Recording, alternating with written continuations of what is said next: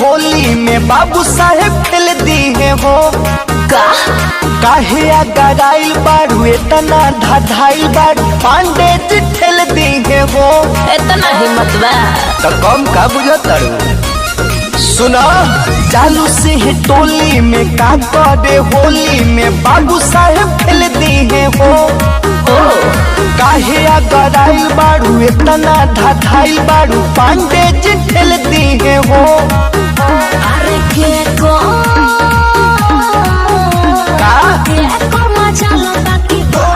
होली में पसावन डाली है। अच्छा चोली में पसावन डाली है। अरे के को मजा लो बाकी होली में पसावन डाली है। चोली में पसावन डाली है। होली में पसावन डाली है। होली में पसावन डाली है। दिव्यांश स्टूडियो आरा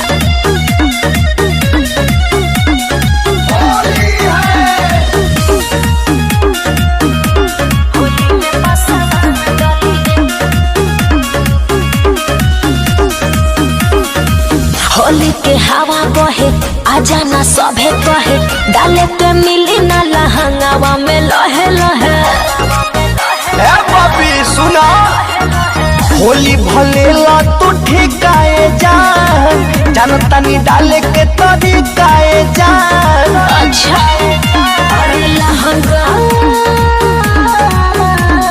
लहंगा उठा के मली है चोली में पसावन डाली है चोली में पसावन डाली है अरे के कर मजा लो बाकी होली में पसावन डाली है चोली में पसावन डाली है तो ठीक है बटलवा लो